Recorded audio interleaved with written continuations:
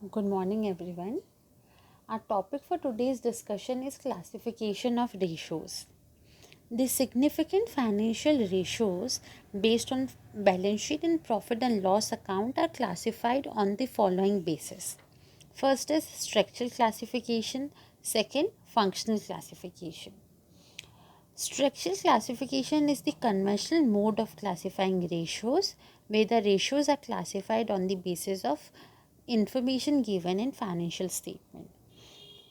इस मेथड में हम रेशियोज़ को जो भी इंफॉर्मेशन गिवन है फाइनेंशियल स्टेटमेंट में उसके बेसिस पे क्लासिफाइड करते हैं. इसमें बेसिकली 3 टाइप के रेशियोज़ इंक्लूड होते हैं. First is balance sheet ratio, second profit and loss account ratio, third inter statement ratio और combined ratio. Then comes functional ratios. Functional classification. Functional classification is the most popular mode of classifying the ratios.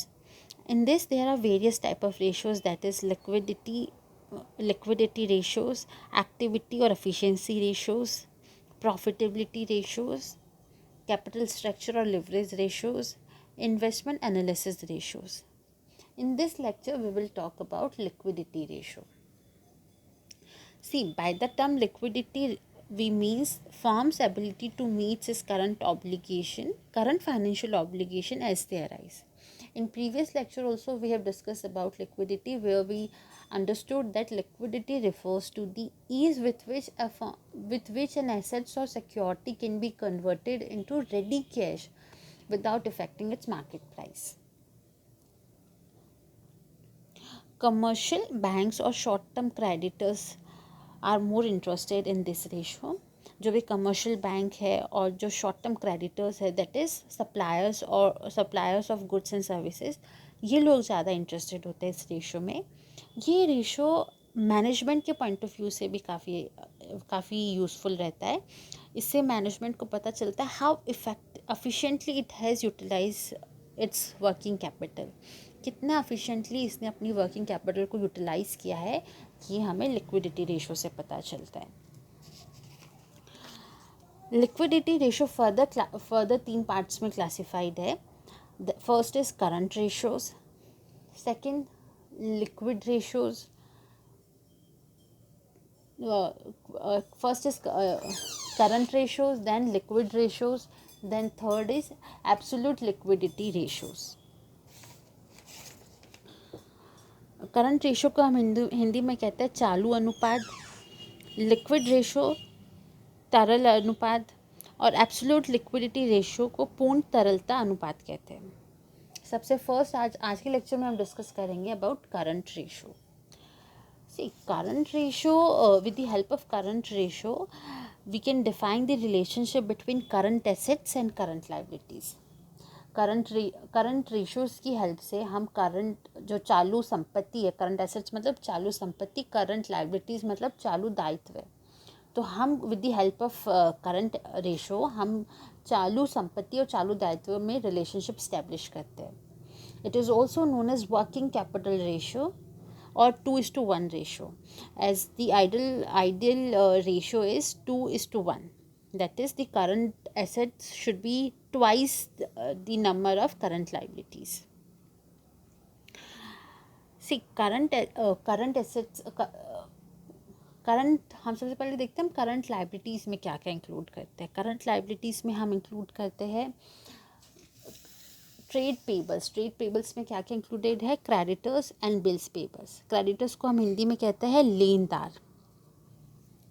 First is trade payables, then bank overdraft, short-term loans and deposits, outstanding expenses, provision for tax, proposed dividend, income received in advance, call in advances. अब हम देखते हैं current assets क्या होता है. Current assets मतलब cash and cash equivalent, trade receivables में हम डेटर्स और बिल्स रिसीवेबल्स दोनों को इंक्लूड करते हैं. डेटर्स को हम हिंदी में बोलते हैं देनदार. And inventories, work in progress, WIPs, work in progress, fixed goods, accrued income, prepaid expenses, advance payment of tax etcetera. तो ये सारे जो है ये हमारे करंट एसेट्स है।